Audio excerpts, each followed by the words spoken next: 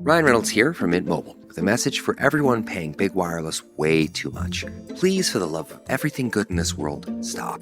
With Mint, you can get premium wireless for just $15 a month. Of course, if you enjoy overpaying, no judgments, but that's weird. Okay, one judgment. Anyway, give it a try at mintmobile.com/switch. Upfront payment of $45 for 3-month plan, equivalent to $15 per month required. Intro rate first 3 months only, then full price plan options available. Taxes and fees extra. See full terms at mintmobile.com. Substance use disorder and addiction is so isolating. And so, as a Black woman in recovery, hope must be loud. It grows louder when you ask for help and you're vulnerable. It is the thread that lets you know that no matter what happens, you will be okay. When we learn the power of hope, recovery is possible. Find out how at startwithhope.com. Brought to you by the National Council for Mental Wellbeing, Shatterproof, and the Ad Council.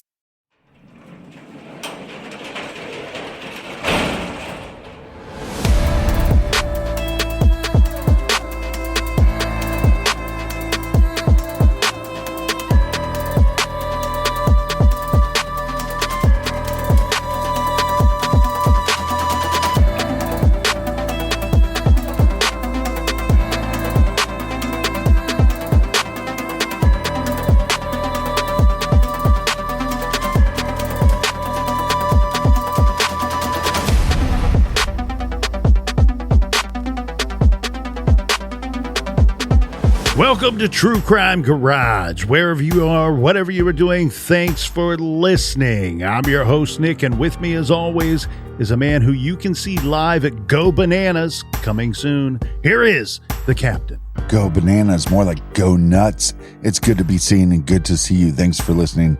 Thanks for telling a friend. Today in the garage, we are drinking Remington Gold by the family-owned MPH Brewing. Remington Gold is a slightly hopped golden ale. It's potent without being overbearing, and it won't pierce the palate. ABV 7.3%, garage grade 3 3/4 bottle caps out of 5. And let's give some thanks and praise to our good garage friends that we think are absolutely gold. First up, a cheers to Alex in Lapine, Oregon. And a big We Like You drip goes out to Jack Meehan in Reading, Massachusetts. Next up, we have a long distance cheers to Cindy Stevenson in Lorry Valley, France. And last but certainly not least, we have Emily from Bidford, Maine. Everyone we just mentioned went to truecrimegarage.com and helped us out with this week's beer fund that went for the beer run and filled up the old garage fridge. And for that, we thank you. Yeah, BWRUN, beer run. Check out truecrimegarage.com. Click on the merch page. Treat yourself. And Colonel, that's enough of the business. All right, everybody gather around, grab a chair, grab a beer. Let's talk some true crime.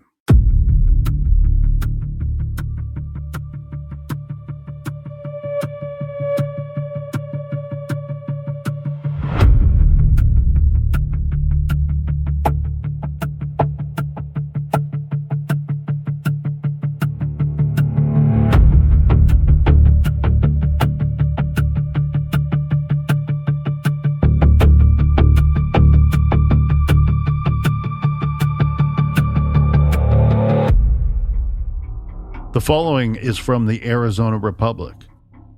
The headline: Hunt for Killers of Indian Boys Unsuccessful. The search for suspects in a murder location is continuing without any success in the deaths of 3 Gila Indian boys. They were stabbed to death before their bodies were laid on railroad tracks to be run over by a freight train. The bodies were discovered at 12:35 a.m. on June 1st, 1976, by an engineer and 2 brakemen of Southern Pacific Freight Train, which struck them as they lay on the track about a quarter-mile northeast of the intersection of Wrecker and Rittenhouse Roads. The site is 25 miles southeast of Phoenix. The Sheriff's Department's Sergeant Dominic Spezzano said that 6 deputies are working the case, but they have been unable to turn up any major leads. Quote, It's a matter of trying to stumble onto something, like somebody getting arrested or someone stopping the right car and finding blood in it. The victims were identified as Richard Chase Jr., age 11, his brother Russell, age 10, and David Johns, age 11, all of Blackwater, a reservation town. Spezzano said a missing link is from 10:30 p.m., May 31st, when the boys were last seen, until 2 hours later when the train struck the bodies. He said they were last seen about 1.25 miles southeast of where they were found. Spezzano said that they were still hoping to get some suggestions and leads from the public. Meanwhile, a relative of the 3 boys who lives on the reservation called the murder just madness. Mrs. Betsy Green, the tribal secretary for the Gila Indian Reservation Tribal Council, said, quote, "It's part of the madness that seems to be occurring all over the world. We have no feeling of hatred. The boys are just gone." Mrs. Green said people on the reservation have all been touched by it because it is not something that normally happens among our people. She says she didn't believe an Indian person is involved in the murders. Quote, "There isn't anyone I know on the entire reservation who would do anything like this." End quote. These boys were killed on May 31st, 1976, and run over by a train just a short time later, in the early morning hours of June 1st, 1976. And Mrs. Betsy Green is absolutely correct. It is just madness. This is True Crime Garage.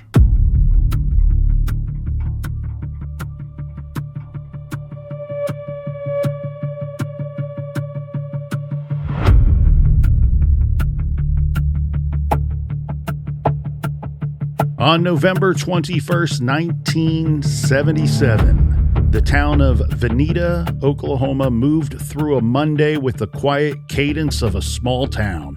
The Missouri, Kansas, Texas Railroad, also called the MKT, or even more popularly, the Katy, cut behind backyards, threaded beneath bridges, and pressed a line of steel through neighborhoods bound by schools, churches, and family ties.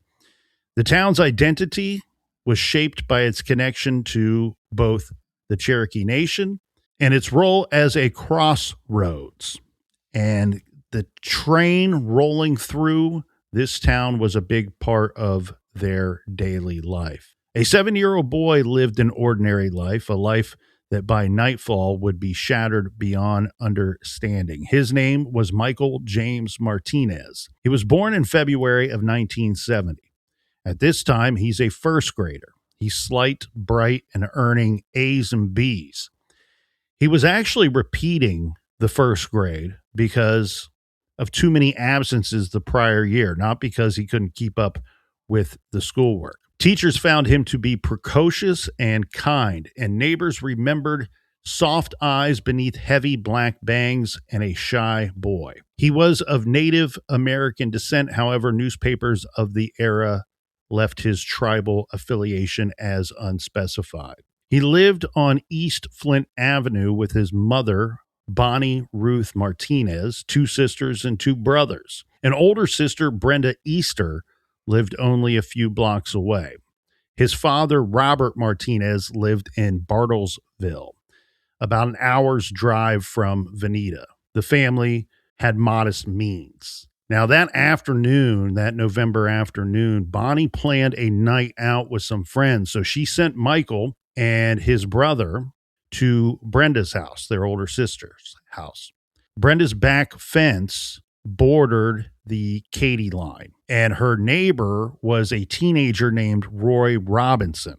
Bonnie's evening out was a rare break for the single mother raising 6 children, one of them grown by this point. Earlier that day, Robert Jr. and Michael, these are the 2 boys that go to their older sister's house, to Brenda's house. Their father had given the boys brand new bicycles, a couple of wonderful gifts from their father, but that wasn't all. Each boy also received a crisp, clean $1 bill. So that evening, Michael and brother Robert are doing great. They are living life, loving life, filled with a day on new bicycles, and now hanging out that evening at their big sister's house. One of the best gifts you can get as a child. New bicycle. Bicycle represents freedom, my friends. Earlier in Veneta, another story was unfolding beside the tracks. Let's introduce another individual that is paramount to our story. This is Gary Leroy Whistler, Whistler, and it will become clear later in our true crime story why I am spelling his name out for you. He's a local teenager, Gary Leroy Whistler. He's unemployed. He's a high school dropout. So not setting the bar too high. Winner, winner, loser dinner. Yeah, he had drifted in and out of institutions since he was about 9 years old. He was going to go over to his buddy's house. This is Roy Robinson's home. Roy was only 17. The two spent the afternoon together in the shed behind Robinson's house. This is described as a rough outbuilding with an opening toward the railroad. A direction toward the railroad. Whistler reportedly had been sniffing paint before he arrived at Roy Robinson's house. So he's already showing up to Robinson's pretty messed up. And he gets to Roy Robinson's house about 3:30 that afternoon. They settled into an afternoon of drinking whiskey and inhaling paint fumes together. So Party. normal Monday afternoon jackass behavior. Yeah, these are two typical butt plugs. Yeah, this is, don't get me started on Roy's mother, but you're like, hey, this is the slightly older kid that you're going to hang out with. He's unemployed and dropped out of high school. No, thank you. Yeah. At approximately 8:45 p.m., Gary and Roy left on foot with the goal of finding more liquor.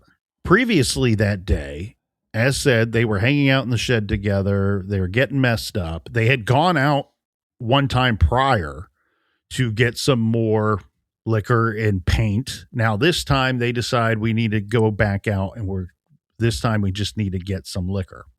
Yeah, so but like you said, it's 1977, right? So in their defense, being bored back then was difficult. It was a challenge. Kids today will never understand what being really bored means. And probably not good adult supervision here as well. I mean, they're Absolutely. not out in the middle of the woods somewhere hiding under a bridge. They're in Roy Robinson's backyard. Yeah, but it was also a time period where it's like, hey, why don't you go outside and I'm going to lock the door so you can't get back in. So they go out for liquor. This is roughly about 9 p.m. or so at this point. Somewhere between returning from the store back to Roy's mom's house, the two parted ways. So it sounds like there's multiple reports here. Okay, one report says that Roy stayed outside because he's the younger of the two.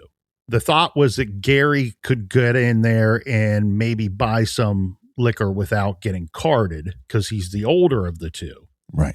And one report says that Roy was kind of watching through the store window or glass door and thought that, the transaction's not going to go down, so he bailed. The other report says that shortly after leaving the store, Roy was ahead of Gary, thought Gary was following him back to the house, and somehow they got separated. Roy makes it home, Gary doesn't. Whatever the case, that's the scenario by the time Roy gets home. Roy is home, Gary is no longer with him. Now, let's go to the neighbor's house, right? Brenda's house. Back at Brenda's house, we have little Michael. He has something that he's very excited about, that $1 bill. Yeah. A small treasure for a first grader, and it is burning a hole in his pocket. He wanted to spend it. Not a saver. So he tells his brother, hey, I'm going to go to this nearby convenience store. I think he was trying to convince the brother, but the brother had no interest in going with him. So he tells his brother he's going to ride his new bike a few blocks away to a nearby convenience store. So sometime between 9 and 9:30 p.m., his older brother, Robert Jr., watched little Michael ride off into the twilight toward a nearby convenience store with that single dollar in his pocket. He was wearing blue jeans, a windbreaker, and he pedaled away on his new maroon 20-inch bicycle. Now, one thing we should point out right here, Captain, is, as we've already said, we have Roy Robinson, the 17-year-old, and we said Roy's home is right next door to Brenda Easter's home.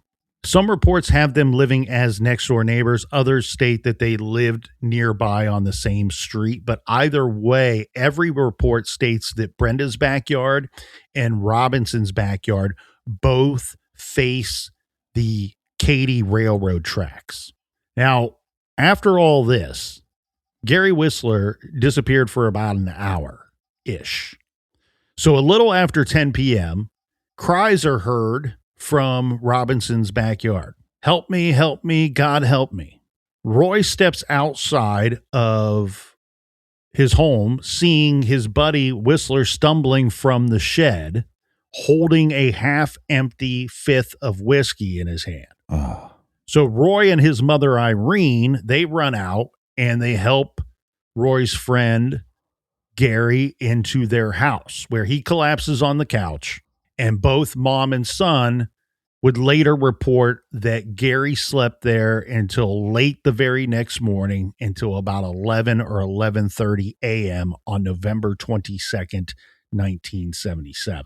Yeah, like you said, they've already been drinking. He's huffing paint, and now we have this other half-empty bottle. It's all good, man. It's not like he's got a job or school to go to the next day. Yeah.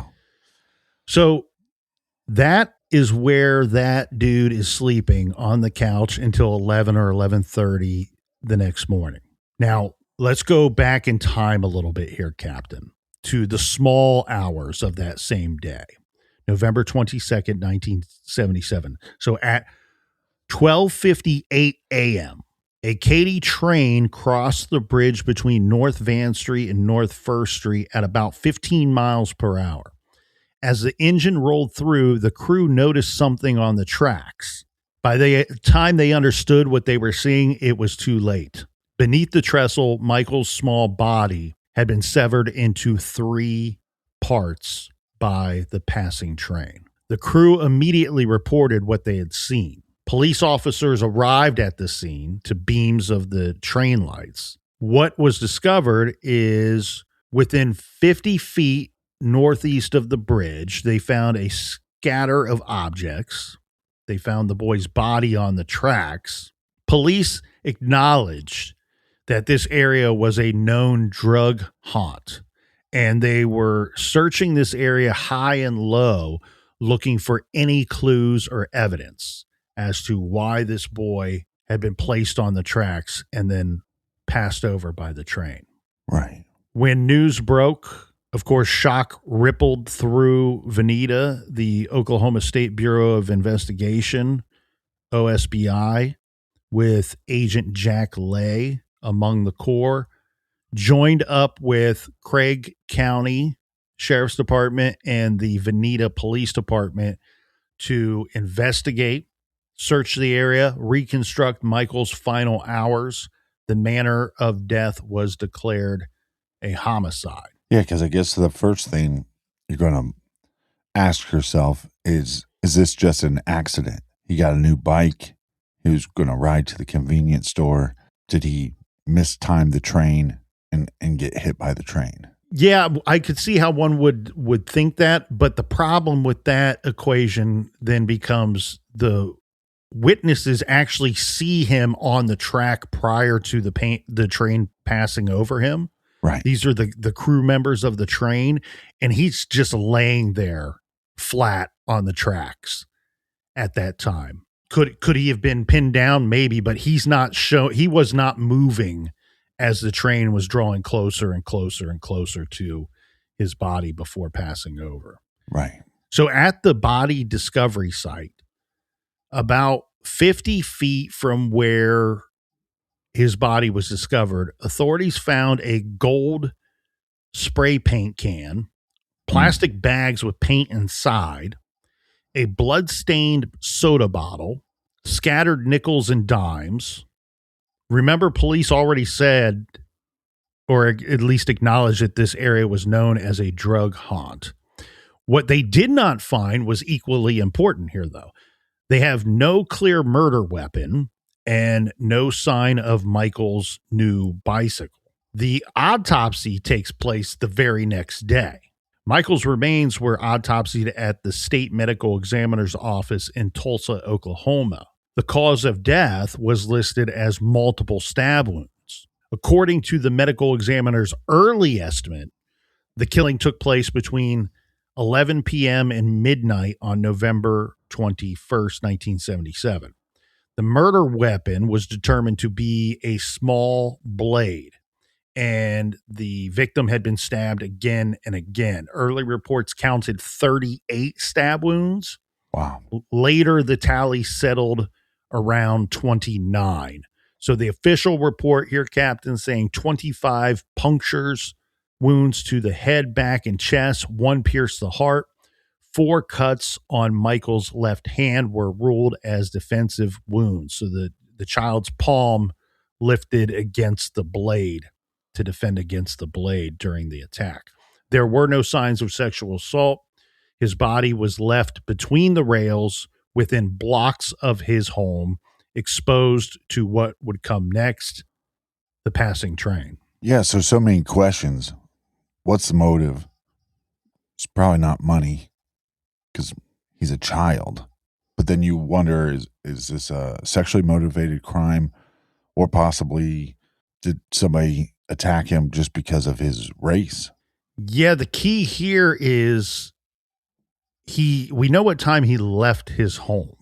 And what you're going to want to determine quickly is, did he ever make it to his destination, which he told his brother where he was going. So you're dealing with a small window of time anyway, the time in question. That window could get significantly smaller if he doesn't make it to that convenience store. So really what you have here is you have Oklahoma State Bureau of Investigation. We already mentioned Agent Jack Lay. We have other OSBI personnel working there as well. This is typical for most states, and it's very similar to how we operate here in Ohio, especially during this time period. You have the most local of authorities show up, which would be the Veneta Police Department. And luckily, any big call that they get, I would imagine they're a rather small outfit.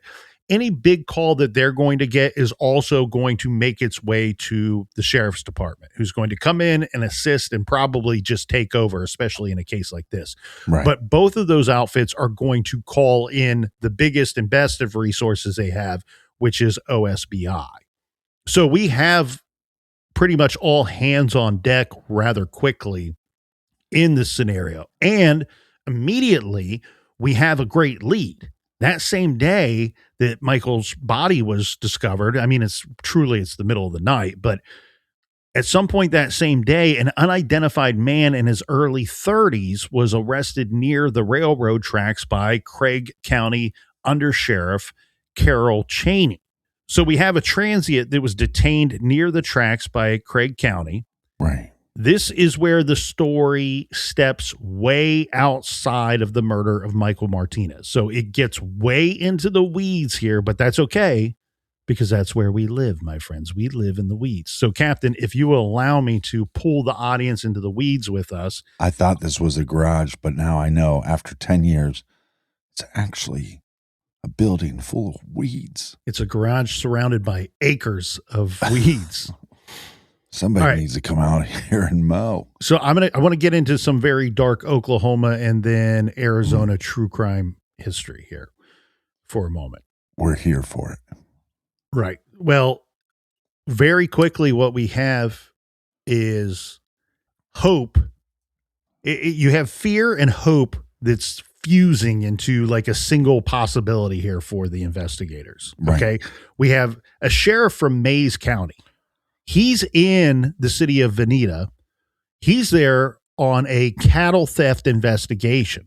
And he sees this man that they've detained near the tracks. Of course, they've detained him because they want to talk to him and question him. What does he know about the murder of this boy? Well, this sheriff says, hey, wait a second. I think that might be who we've been looking for a long time. Gene Leroy Hart, an escaped prisoner. So, of course, always time and geography are huge, huge factors. So geography, Veneta is in Craig County, Oklahoma. Craig County is the second most northeastern county in the state. So it's right up there by Missouri. Just south of Craig County is Mays County. So just 5 months prior to the murder of Michael Martinez in Craig County, 3 girls, Lori Farmer, Doris Milner, and Michelle Goose, were pulled from their tents seemingly one by one and murdered in the woods during the night. This was at Camp Scott. This is the Girl Scout murders, the Oklahoma Girl Scout murders case. Right. This took place in Mays County, just one county south of where this case is. So the sheriff visiting from Mays County wondered if the detained transient could be Gene Leroy Hart. He's a fugitive accused of the Girl Scout murders.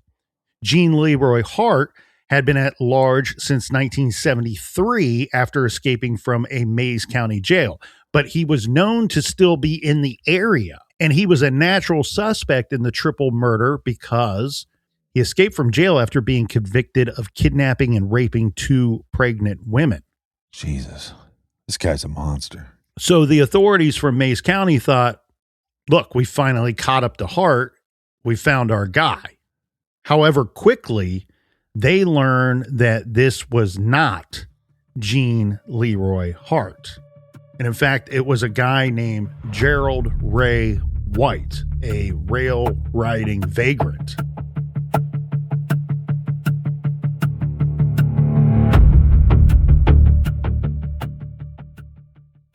Hey everyone, it's me, Morgan Stewart, and I have a new podcast called The Morgan Stewart Show. Join me each week as I talk about pop culture, fashion, my personal life, and just a warning, I'm going to be giving my opinion on everything. I'll also have some really fun guests to join in on the fun. The Morgan Stewart Show is out now. Listen and follow wherever you get your podcasts or watch full video on YouTube. At Arizona State University, we're bringing world-class education from our globally acclaimed faculty to you. Earn your degree from the nation's most innovative university, online. That's a degree better. Learn more at asuonline.asu.edu. If your blonde is looking a little, well, off lately, it's not your fault. Brass happens. Or at least it used to. Before K18 Triple Bright Oxidation Defense Purple Shampoo. It's the secret to a brighter, longer-lasting blonde. With K18 Triple Action Technology, one wash removes up to 3 months of brass from hard water. So your blonde always looks fresh from the salon. Shop at Sephora or get 10% off your first purchase at K18hair.com with code PODCAST. That's code PODCAST at K18hair.com. Courage. I learned it from my adoptive mom. Hold my hand. You hold my hand. Learn about adopting a teen from foster care at adoptuskids.org. You can't imagine the reward. Brought to you by Adopt US Kids, the U.S. Department of Health and Human Services, and the Ad Council.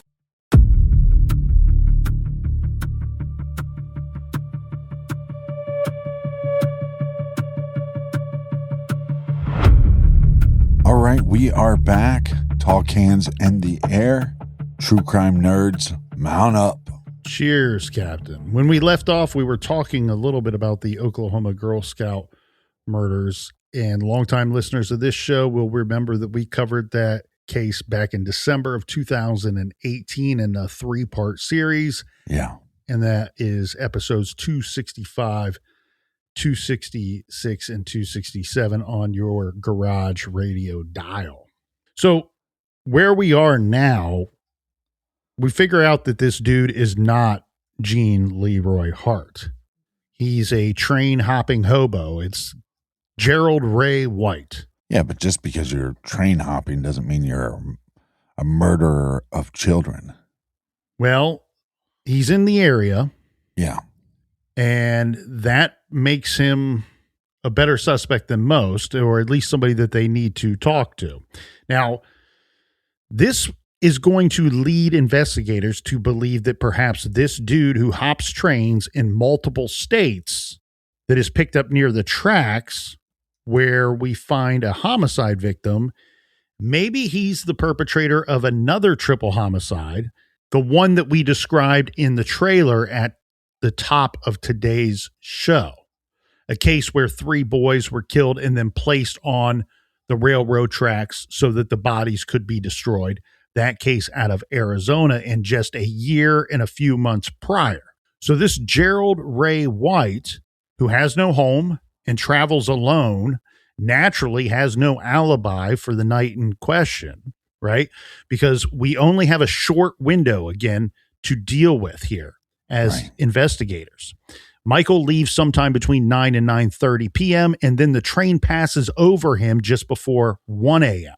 So White was questioned not only about Michael's murder, but also about the May 1976 triple homicide in Arizona that shared unnerving similarities. And, of course, the railroad track signature. Let me read this from the Tulsa World News. Yes. And I'll take some bits and pieces of it here. A 35-year-old man described as a transient is being held in the deaths of 4 Indian boys.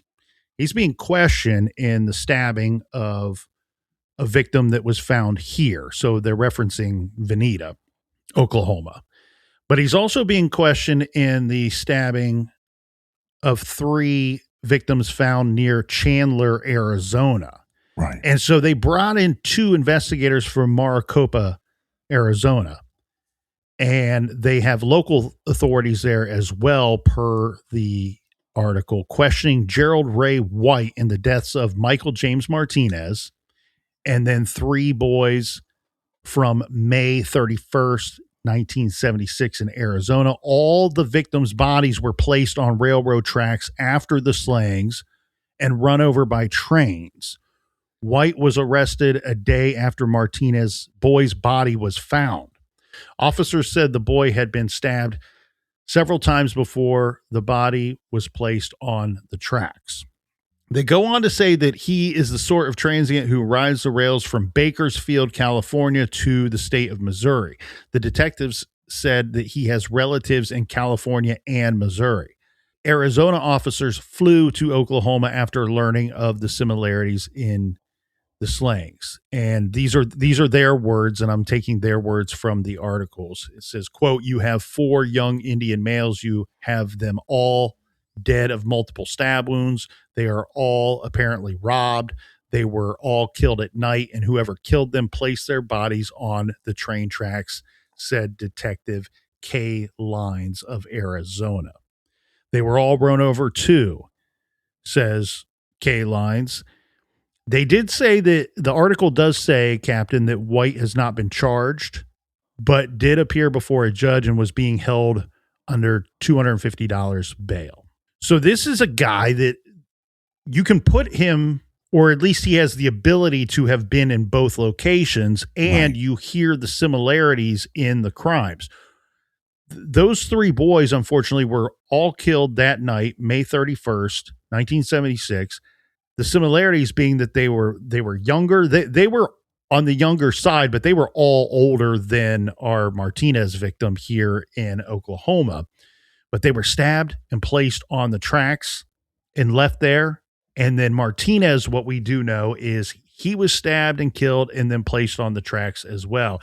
And this would be somebody that would hop on a train, ride into a town or ride somewhere, and then hop off and wait to catch the next one, and then make his way back and forth between these 2 different locations, California and Missouri. So when they bring this Gerald Ray White in for questioning, he immediately fails 2 polygraph exams. Not good.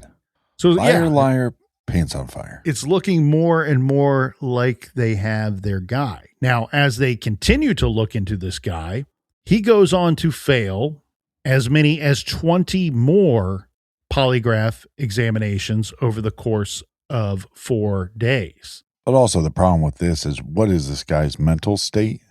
I mean, he is riding the rails. Mm-hmm. Is he riding the rails because he's just a man full of adventure, or is there something going on with him mentally? Here's what I'm picking up here. Have we ever done a case where we hear that they administer 22 polygraph examinations in the course of 4 days?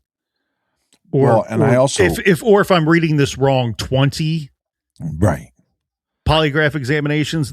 Usually when somebody fails one, they might give them 1 or 2 more, maybe 3 at most, but at some point they arrest the guy and charge him. Right. That's not what they're doing here. They just keep giving him polygraph examinations. I think this is tipping me off that it's something that you were talking about, that something is telling them there's something not right with this guy. Well, and do they administer a test where they know all the answers he is giving them are correct, but still failing the test? So you're exactly right. You are exactly. Meanwhile, he's probably sitting there in the room like, man, these tests are really hard. I've failed 20 of them now. So what investigators conclude, and look, we hear so many cases where this goes the opposite way, right? Guy failed a bunch of polygraph examinations. He's got no alibi. He's some bum that's been riding the rails. Lock him up, convict him, sentence him to death for the murders of 4 little boys, and then he's killed, right? The state kills him. One of these 2 states execute him. So kudos to these investigators that didn't jump to that conclusion and did their due diligence, because what they conclude is that he was a, quote, guilt complex reactor, someone whose physiology mimics guilt without culpability. So someone who reacts as though they have guilty knowledge, even though they do not. Meaning exactly what you're saying. When they start to detect, like, hey, maybe this guy, there's something wrong with him and we just have the wrong guy, they start giving him tests that include questions of things that they know he cannot be guilty about, or things that he could not be lying about. Right. And so when he continues to fail test after test after test after test. Well, then you have to go. And it's not saying that lie detector tests are complete bullshit, but we're saying for this guy, we can't take these tests serious. This should be an Abbott and Costello bit where you're questioning the guy. He keeps failing the lie detector test. And then, and the one guy goes, man, are you sure that machine's, I keep failing these tests, man. These tests are hard. Are you sure it's working right? You sure your machine's not broken? And the detective's like, well, we figured out you're broken. So yeah. We figured out you're the broken. Another butt plug in the story. So he gets out. They rule and determine that this guy, he's not our guy. And they actually clear him and rule him out as being a viable suspect. Now, of course, the case doesn't close. The town still has a dead child and no answers to what happened in this horrific case. Now, a few days after Michael's body was discovered, funeral services were held for Michael James Martinez at Ribbon Indian Church in Spavinaw, Oklahoma.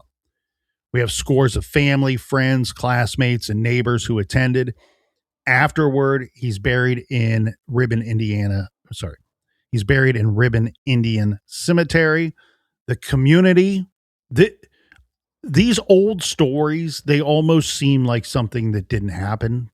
You know, when we look back so many years after the fact, this would be close to 50 years ago now. And even the way that some of the newspaper accounts of these cases read, it doesn't seem real in some way. This was very much real, man. This was a community that pulled together and had no clue what the hell had happened. They didn't know how to deal with this. The community, they're trying, I mean, for the most part, they're performing the rituals at the ceremony of a murdered 7-year-old, holding hands, saying prayers together, all while knowing that the killer had not been named in any final way. And the manner of death was so violent, this has got to have a fear factor of 9 or 10 in it. It almost feels a little bit more like a warning rather than a crime. 8 days after the killing. So he was killed late November. This puts us at November 29th. Officers found Michael's maroon 20-inch bicycle tossed into high weeds about 25 feet off of the railroad tracks. This would be actually about 3 blocks from the bridge. And the bridge area is about where he was run over. That was another question that I had, is motive, right? Is this a racial thing? Is it a sexual thing? Is it just, I'm on drugs, so I'm going to kill you thing? Or what does this kid have? He has a new bicycle.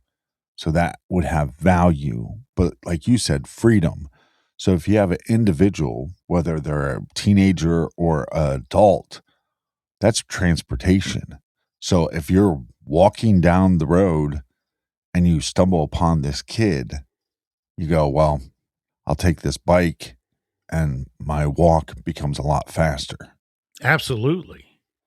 Absolutely. But once you find the bike, then you go, well, that's probably not what happened, unless the person came back and dumped the bike later. Yes, and I apologize. Not everybody is cool with the term Indian, but I'm reporting this as, I prefer to say Native American, but you're reading the reports. The reports at the time, that is the word, the terminology that would have been used back then and was used back then. So what we end up with here, Captain, this would take us months later. So now we're into March of 1978. We have 14-year-old Daryl Scott. He found a small pocket knife near the crime scene. He turns it over to police. Its dimensions matched the wounds, or at least could be the murder weapon. They never say that this is the murder weapon, but it is consistent with a weapon that did the job here. Right. And it bore no fingerprints linking to anybody, but this would make sense. If it were to be the murder weapon, then it's been sitting outside for the course of roughly 4 months. But by this time, the investigation had already taken a big pivot. And that was because on February 8th, 1978, police arrested 19-year-old Gary Leroy Whistler after his father, Jerry, reported a domestic disturbance involving his son, Gary.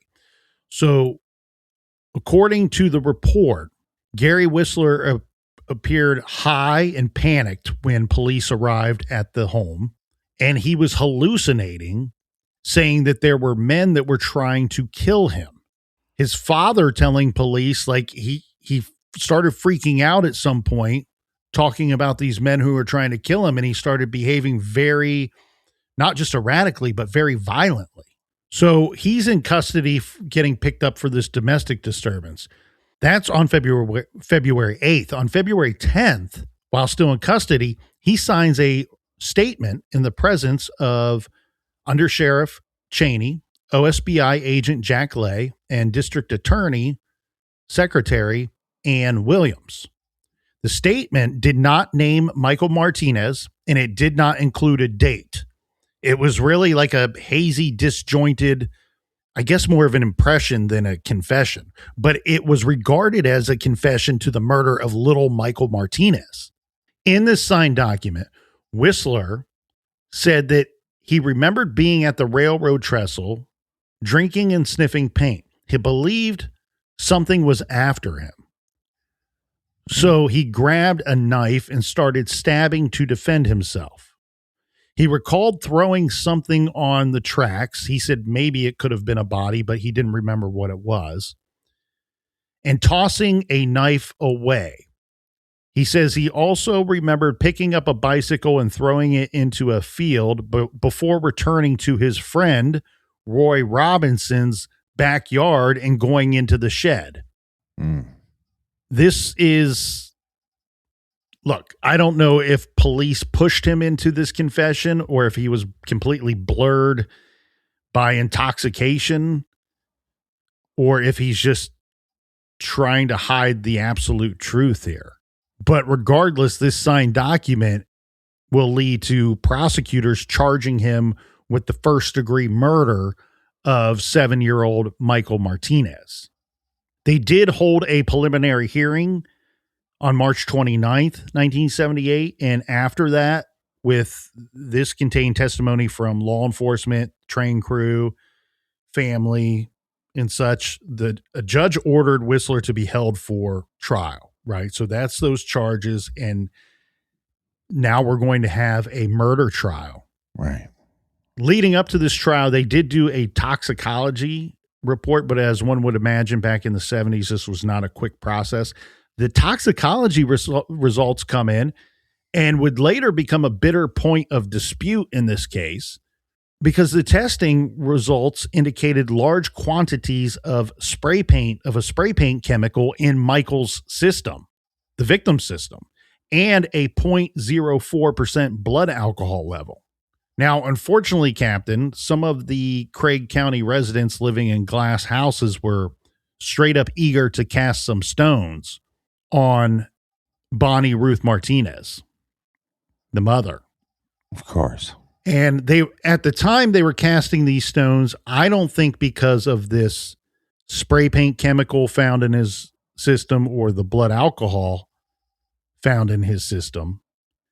It was more about Bonnie Ruth Martinez making the decision that would ultimately later be used against her by some of these people in the harshest way possible, saying, she sent Michael to Brenda Easter's house before going out for the evening, that she'd rather be out bar hopping than tending to her 7-year-old boy. Something that she didn't do often. Right. And here's the thing. Look, we've talked about this before.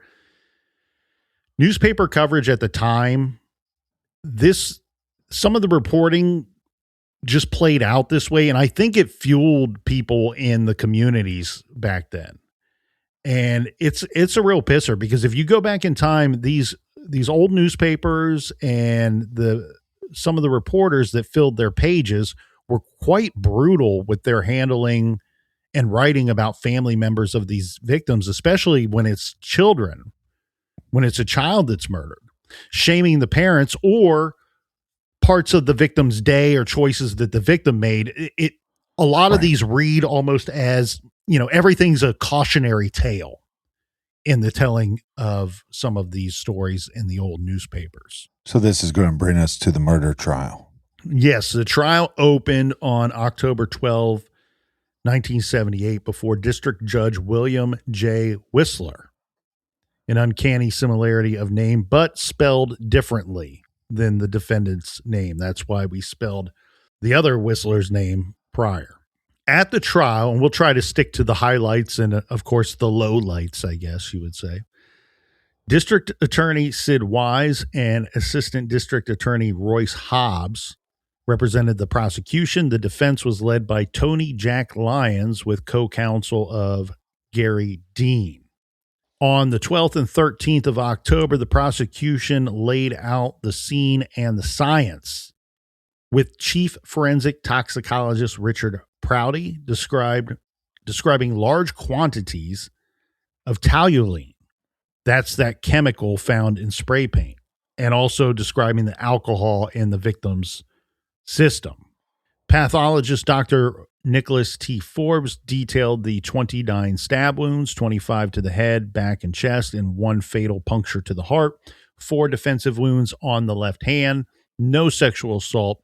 He mentioned a diagnosis of tuberculosis, raised cautiously the possibility that this could be brought on by repeated paint sniffing that could explain the tuberculosis. So, again, mom thrown under the bus. So Bonnie Martinez, she does take the stand here, and she vehemently, rightfully so, denies that her son, her 7-year-old son, was huffing paint and drinking alcohol. She's pointing out, like, this is tied to his murder. This isn't stuff that he was doing leading up to his murder. This is something that happened the night that he was killed, and probably, in my opinion, has everything to do with why he was killed.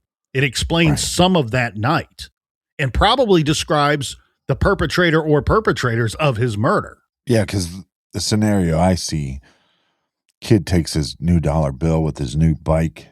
He's going to go to the convenience store to get something, runs across one teenager, maybe multiple teenagers. They either ask him if he wants to do it, he does it out of fear, or maybe they force him to do it.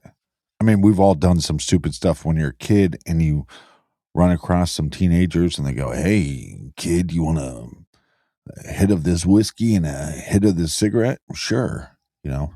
And some of that is you're trying to fit in, or some of it is you're scared to say no.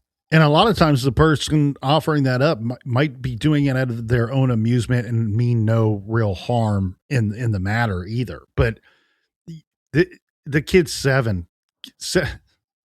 Look, I only represent one 7-year-old, myself who was once 7, but yeah, none of that was, I wouldn't even known that stuff existed. I don't even think I knew what alcohol really was when I was 7 years old. I was too busy with things like bicycles and G.I. Joes. Right. But some douchebag kid, some douchebag teenager says, "Hey man, take a hit of this." And maybe has a knife out, And he either did willingly or at the suggestion of an older person, or did it under protest. It was forced to do it.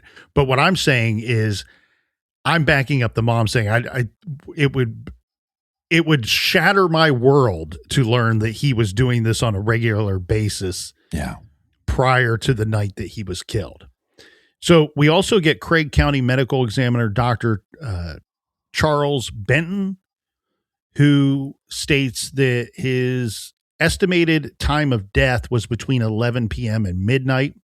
And he did say that would be a guesstimate. Katie crew members, so the train crew members testified that the body was not present on their first pass around 11:30 p.m., nor on their second pass. Right. But they saw it around 12:50 a.m. on their third pass, and then, unfortunately, the train passed over. So now, again, this window is getting even smaller and smaller and smaller. Because what do we know took place? He was attacked, he was stabbed 29 times, and then placed on the railroad tracks. Yeah, which is difficult too, because did this happen way earlier and then somebody went back to move the body? Or moved the body and never had left the area prior to placing the body on the tracks. So the confession, that signed confession, was introduced at trial. The defense attacked it as a product of pressure on a troubled youth, signed by somebody who was susceptible to suggestion and clouded by intoxication. They introduced a potential alternate suspect, Gerald Ray White, the transient detained near the tracks the day Michael's body was found, who had also drawn attention in an eerily similar Arizona case. Now, we have OSBI at the trial. They did acknowledge that, look, White originally was a suspect. He became a suspect because of where we found him and then the failed polygraph examinations. But he testified that he had failed 15 to 20 more in rapid succession. Wow. And stated that he had that pattern of a guilt complex reactor with no physical evidence tying White to the Veneta crimes or the Arizona crimes. Well, what's sad about this whole case is because of the time period, if it was today, this would be probably solved very quickly. And there would probably be a mountain of evidence because we have what we assume is the murder weapon. We also have this vehicle, the bicycle, that might have evidence on it. And also we have the victim and the bags, the spray paint cans and all that stuff. So, I mean, you got tons of stuff that you could test for DNA and fingerprints and other things. Yeah, I think that they may have found that knife a lot faster, a lot sooner today. And if it were in fact there that night, lying somewhere near our crime scene, and was located that night. They could have potentially have found suspect blood on it or fingerprints. But also we could find today with our technology, we might be able to find a purchase for that pocket knife through Amazon or whoever. We do get dueling psychiatrists here. Oh, that's fun. We have what kind of guns? Dr. did they Jim use? O'Carroll. He represented the defense team, and he says that 2 exams showed him that Whistler was schizophrenic and prone to fantasy and suggestion, to put it short. And then we have Dr. R.D. Garcia, chief forensic psychiatrist at Eastern State Hospital, who said he examined Whistler 3 times, found no signs of schizophrenia, and diagnosed antisocial personality, and testified that the defendant knew right from wrong. In the end, the prosecution called 22 witnesses. The defense called 6. Whistler did not testify. The handling of evidence came under fire, most notably the bicycle and the knife.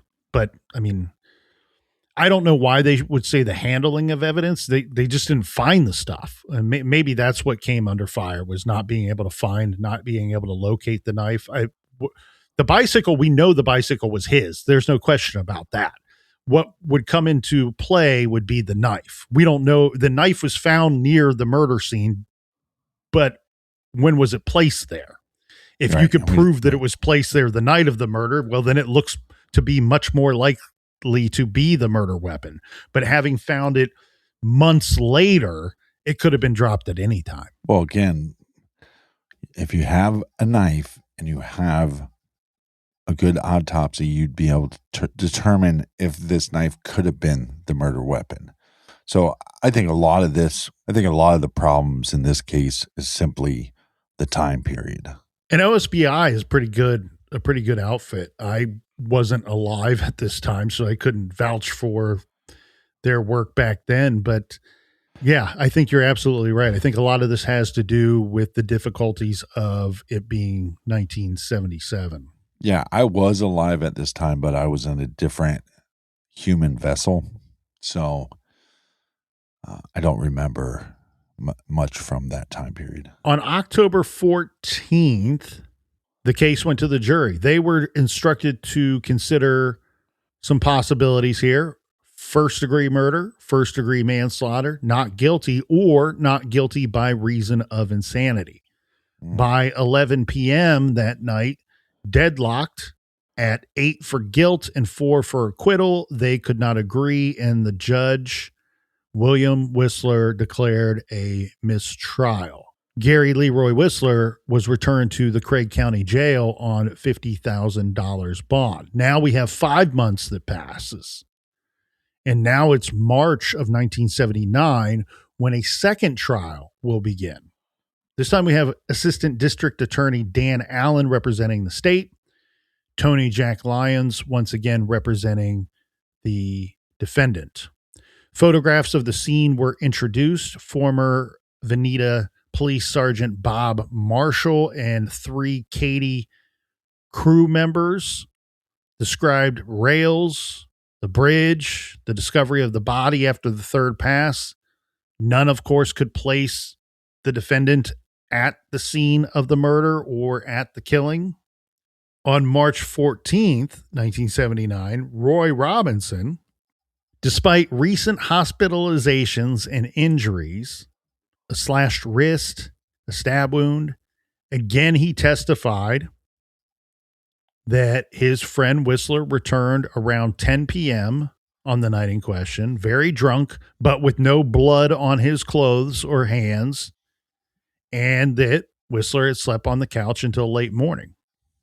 And then again, we have the dueling psychiatrists with their findings. Yeah, you'd think that there would be some blood on this individual. Oh, absolutely. 29 stab wounds. Absolutely. The thing here, though, is, so let's get to this dueling psychiatrist, because one thing that I find interesting in the second trial is described slightly different than it was in the first. Okay, so Dr. O'Carroll said that Whistler lived in a fantasy world. He was both homicidal and suicidal, and he testifies that he had attempted self-harm multiple times. Remember, this is the doctor for the defense team, for the defense of this young man. And he also says that this young man is extremely susceptible to suggestion and coercion. So in a lot of ways, this is suggestive that, look, it would be easy to get a confession out of this guy, especially one that's kind of vague like this, that doesn't name the victim. But it also states that he found him to be homicidal and suicidal. So it's really kind of setting the table for a defense of a couple of things, that either he's innocent or he's innocent by because of insanity. Yeah. An insanity defense. Again, for the state, we have Dr. Garcia, who pushed back against the schizophrenia and maintained that the defendant knew right from wrong, and that was his findings. Yeah, but that becomes difficult too, because you might know right from wrong when you're sober, but if you're high on paint and really drunk, like I would assume copious amounts. Yeah, copious the amounts. The way that Roy Robinson describes it and the papers describe it, they're on like they've gone through 2 bottles of whiskey at this point. Now, were they both full? We don't know. Like, we don't get a great description here, but that's a lot of liquor for 2 people. Yeah. Especially 2 younger dudes. This time, the case goes to the jury, but the deliberation is only for 2 hours. And the jury acquitted Gary Leroy Whistler of the murder of Michael James Martinez and acquitted him of placing the body on the tracks. He declined to speak to reporters as he left the courthouse. He walked away free, having been incarcerated, being held for trial since February 1978. So 13 months in jail. If you're sitting there and you think and believe that he's absolutely guilty, well, he didn't go completely unpunished. He did technically sit in jail for a little more than 13 months. The problem here is a couple of things for me with this case. Like, I think where he gets the acquittal, I think the problems for the jury are twofold. One, the time of death. Because if you put a lot of weight into the time of death, we have the doctor saying, oh, I put the time of death between 11 p.m. and midnight. And you have the witness along with his mother. So you technically have 2 witnesses saying, well, by 11 o'clock, he was home. What did they say? But that he was home prior to 11 o'clock. Yeah. That he was in their shed. He came out of the shed saying, God, help me, help me. And I think that was a big hurdle for the jury. I think the other part of this that's a big hurdle for the jury is your witness, Roy Robinson, right? Like, because here's where I can't get away from these 2 guys as being the best suspects. It's what was found in the victim's body, the paint chemical and the liquor. That kid ingested this stuff sometime after 9:30 that night, and then he's placed on the tracks after being stabbed. Right. I don't think he did any of that on his own. I think he did that at the suggestion of somebody else, maybe 2 persons, maybe 1. But then you go, okay, well, can you say 100%? Can you feel good saying 100% that it was just Gary Leroy Whistler that did this? I don't think you can, because I think his buddy Roy, for all the reasons that you would say that Whistler might be guilty, Roy looks to be just as guilty. Yeah. The other thing, too, that I wonder how well the prosecution challenged this is we have that vague confession. I'm really surprised that vague confession didn't work back in 1977, especially when you have a high school dropout drug user. Mm-hmm. But it didn't work. But as vague as that confession is, or maybe it's coerced, what have you, also keep in mind who is saying that the timeline doesn't line up, that the time frame doesn't line up. it's his buddy Roy Robinson. But Roy Robinson isn't saying that night or the next day. He's not telling police, no, this guy was here all night. He was here at the time that you think that the kid was killed. So he couldn't have done it. He's saying this in February. So 4 months, 3.5 months later, how accurate is that witness statement? And I get it that his mom backs that up. Irene backs that up. But how accurate is that when they're being asked to recount the events of a night from 4 months prior? That becomes extremely difficult. And also, some of the people that are asking to recount these events were intoxicated or high on paint fumes. And the doctor said that the time of death was a guesstimate. Yeah, but so, also this idea that meaning he could have he could have stabbed the boy. The problem, I guess, is the crew members' statements of not seeing the boy on the tracks when they What I wonder is, how deep are these stab wounds? I know there's multiple, but is there any evidence of him being placed on the train tracks, or is it possible that he moved himself onto the train tracks trying to get help? It's difficult to say without having. I mean, I understand that there's a lot of stab wounds, but when they're saying, hey, we found this pocket knife and that could be the murder weapon, well, there's multiple blades on a pocket knife. So how deep are these stab wounds? And is there any possible chance that when he was left? Well, but you have the one from the report, you have the one that says there was one that reached the heart. Right. And so the way that the report we have, the way that reads to me is that once that injury occurs, he's dead. Right. He's not moving. 4 months after this acquittal, this would be July 19th, 1979, while mowing grass at Fairview Cemetery, Gary Whistler was reportedly attacked with a knife. The assailant was 19-year-old Bill Hensley, described as a friend of the Martinez family who attended both trials. He was charged with the assault. The suggested motive was revenge, having believed that Whistler was guilty of killing the Martinez boy. He chose to attack him with a knife. Whistler was not harmed, from my understanding, in the attack. Michael James Martinez's case is listed on oklahomacoldcases.org, and it talks about everything in a brief summary that we talked about here in our coverage today, discussing that the last known sighting of him was him riding his bicycle, saying he was going to go to a convenience store only about 2 blocks away from where his body would eventually be found. And one thing that it states here too, Captain, is according to media reports, upwards of 15 people were polygraphed in the case. Eventually, though, authorities would arrest 19-year-old Gary Leroy Whistler, though the arrest did not lead to a conviction. After 2 trials, one hung jury, Whistler was acquitted of having committed Michael's murder. No one else has ever been charged in the case. If you have any information regarding the murder of Michael James Martinez, please contact OSBI at 800-522-8017.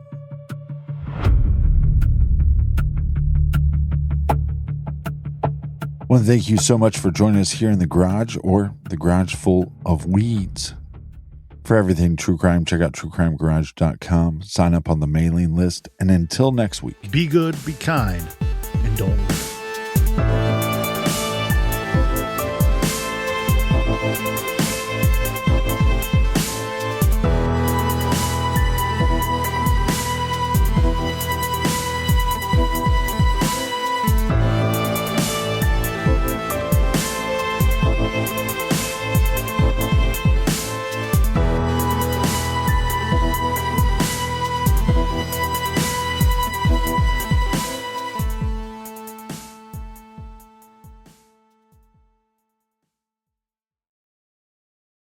My Mochi ice cream makes every Memorial Day moment even sweeter. From passing plates to sharing laughs. It's the little things that turn a get-together into something special. My Mochi is perfect little scoops of premium ice cream wrapped in soft, chewy dough. It comes in amazing flavors like strawberry and mango that everyone reaches for. Grab a box, share a few, and make your Memorial Day a My Mochi kind of day. Substance use disorder and addiction is so isolating. And so, as a Black woman in recovery, hope must be loud. It grows louder when you ask for help and you're vulnerable. It is the thread that lets you know that no matter what happens, you will be okay. When we learn the power of hope, recovery is possible. Find out how at startwithhope.com. Brought to you by the National Council for Mental Wellbeing, Shatterproof, and the Ad Council.